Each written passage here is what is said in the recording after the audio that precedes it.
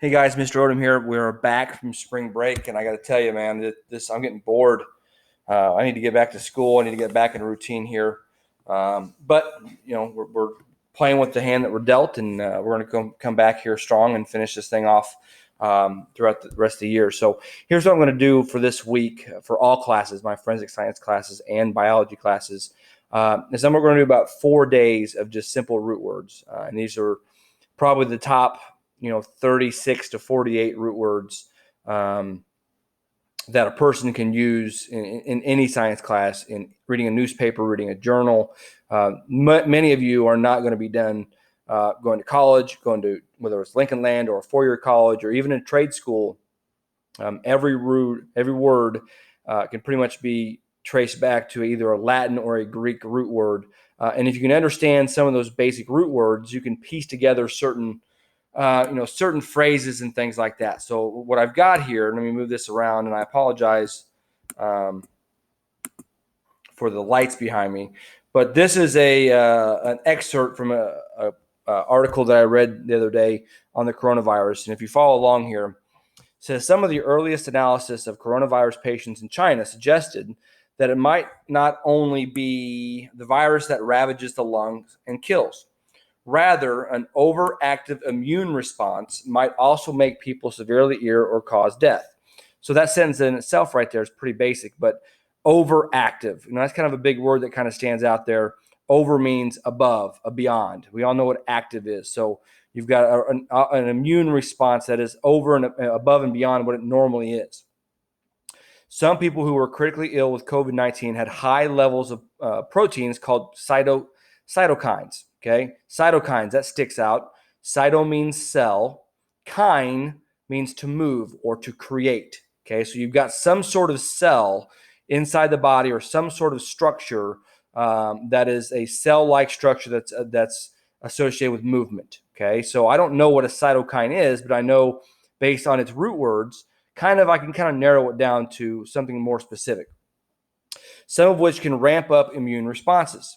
These include a small but potent signaling protein called interleukin 6, IL-6. Well, interleukin, inter means between, leuc means white. Okay, so the white blood cells of our immune system are called leukocytes. So these proteins, interleukins, have to deal with the white blood cells, the immune cells that go to save our body. IL-6 is a call to arms for some components of the immune system, which makes sense because leukocytes are the white blood cells, including cells called macrophages. And a macrophage, again, macro meaning large. A phage is a cell that eats other things, so a large cell-eating structure. Macrophages fuel inflammation and can damage normal lung cells as well. The release of these cytokines, known as the cytokine storm, can also occur with other viruses such as HIV. So what this first paragraph is talking about is sometimes when people get sick, the immune system goes into work. Okay, everyone who gets sick, the immune system goes to work. But with COVID-19, what's happening is that some of these work cells that we rely on to protect ourselves are calling over these interleukin 6s and these macrophages, and they're calling them over to the lungs, and they're actually doing more damage to the lungs than they are doing good. Right? That's part of the problem with COVID-19 is the immune system is kind of attacking itself, attacking the body more so than it normally does. The ideal counter then would be a drug that blocks IL-6 activity and reduces the flow of macrophages to the lungs. That makes sense. If the macrophages and the cytokines are damaging the lungs when they're trying to do more good than not, well, let's limit the flow of these cytokines and limit the flow of the macrophages. Such drugs, known as IL-6 inhibitors, already exist for the treatment of rheumatoid arthritis and other disorders. Again, if we're talking about root words, arthritis. Arthro means joint. Itis means inflammation. So the word itself, arthritis, means inflammation of the joint. If you didn't know what arthritis meant, didn't know the definition, break it down into its root terms. Arth and itis, joint inflammation. And other disorders, okay? Disorder, dis means mal or off. So some other dysfunction, okay? Something that's not right would be a disorder. One called Actemra, made by the Swiss pharmaceutical company called Roche, has been approved in China to treat coronavirus patients, and researchers around the world are working furiously to test it and other drugs of this type. Okay, so going back to root words, over, it means above and beyond. Cyto means cell. Chi means create. Macrophage, large eating cells. Okay, so that's kind of what we're doing here for the next couple days. Our first set of root words here are the differences between andro and gyno. Andro means male. Gyno means female. And if you can keep that straight, it's pretty simple. Any word that starts with andro, like androecium, is the scientific word that we use for the male parts of the flower. Okay, the stamen and the anthers and the filaments, those make up the androecium of the flower. Androstenedione, if you're a Cardinals fan, if you're a Mark McGwire fan, okay, this is the male enhancement testosterone that he was busted with when he was in 1998 when he was doing all of his home runs. So this andro means male, and I got a typo there. I apologize. So if andro means male, gyno means female.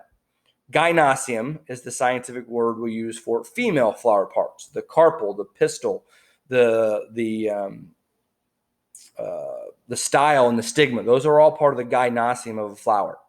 Gynecology, ladies, when you get older and you might be going, you guys are going through puberty now, you might have already gone to a gynecologist. Gynecology is the study of the human female reproductive parts. Okay, so on a yearly basis, you're going to have to start going to a gynecologist, and she's going to check all of your female reproductive parts and look for anything out of the ordinary. Hopefully it all goes well. But andro means male, gyno means female. Those are our first two words. The second set of words are pretty simple: pre and post. Anything before is pre, like pre-game, before the game, the pre-game warm-ups, the pre-game interviews. Anything before a wedding, prenuptials. If you've got money, and sometimes you're asked to sign a prenuptial agreement, that's going to be signed before you wed somebody.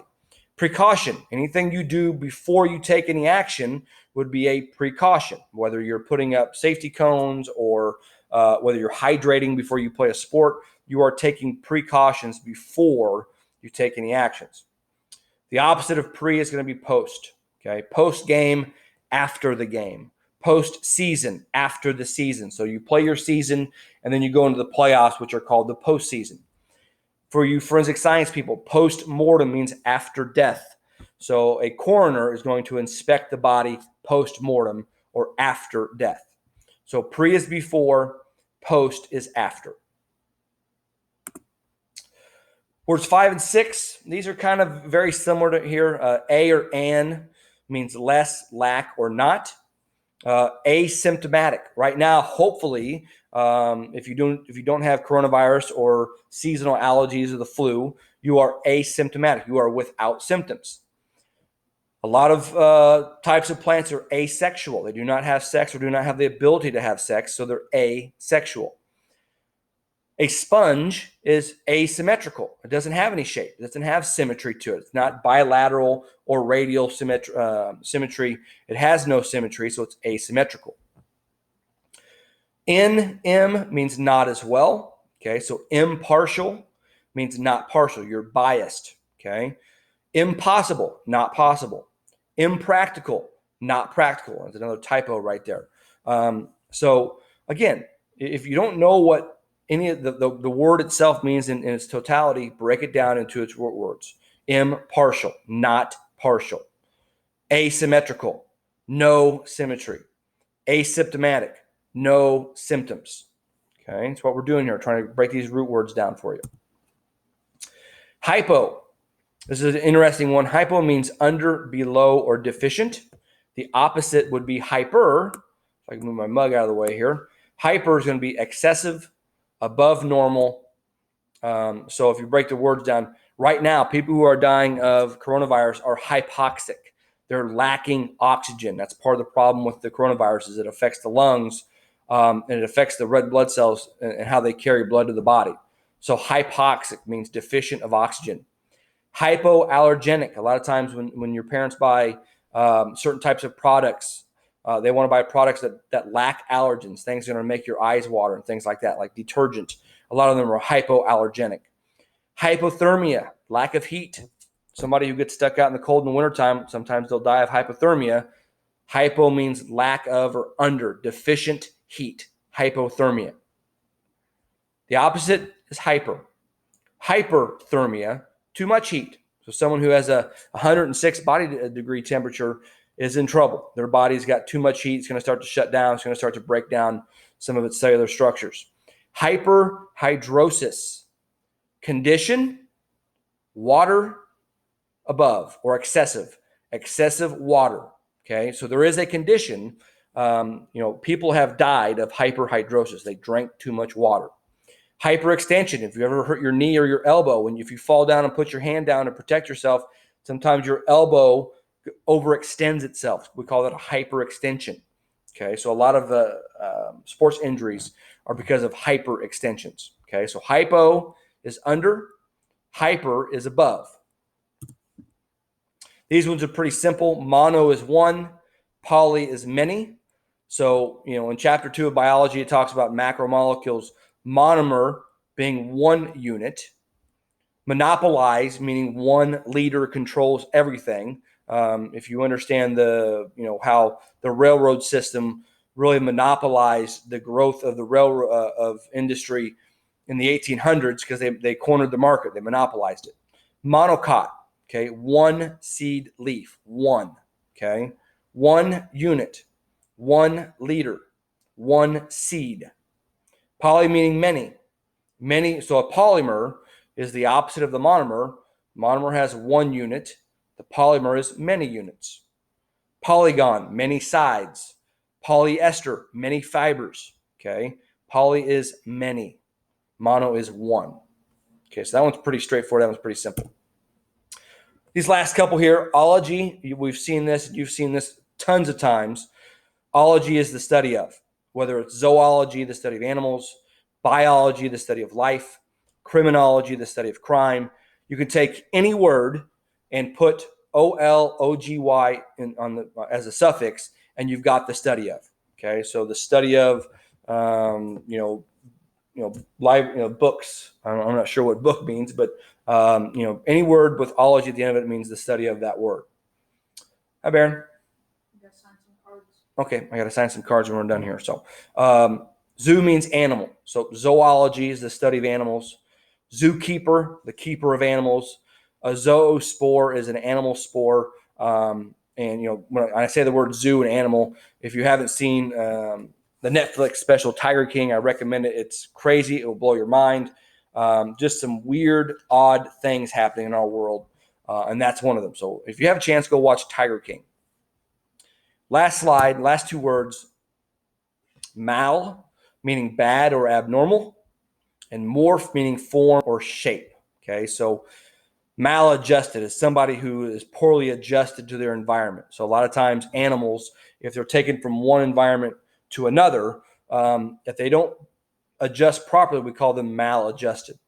Malice, okay, bad anger or revenge. Okay, even that word right there, mal, means bad or abnormal. Morph means shape. Polymorphism refers to an organism that will have many shapes. One thing that comes to mind is a jellyfish. A jellyfish can exist as a polyp form, which is attached to a rock form, looks like a tube, or it can exist as the Medusa form that you normally think of a jellyfish floating in the ocean. That would be polymorphism. It's got many shapes. The opposite of that would be amorphous, no shape.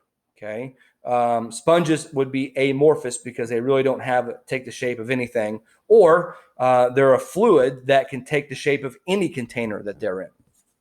All right. So as I go back through my words here, andro and gyno, male versus female, pre and post, before versus after, a and in, a or an, in and m mean pretty much the same thing, no or not. Hypo is under, hyper is over. Mono is one, poly is many. Ology being the study of, zo meaning animal. And then mal being abnormal or bad or poor, and morph being shape. So I'm going to post this in Google Classroom for all the 3 classes. I'm also going to put a little Google form on there. It's a 14-question little quiz. Very, very simple. The first 10 questions are multiple choice, and then the last 2 are going to be kind of fill in the blank / multiple choice. So hopefully you guys take this for serious. And I'll see you guys tomorrow. We're going to come back tomorrow with 14 more words. See you then.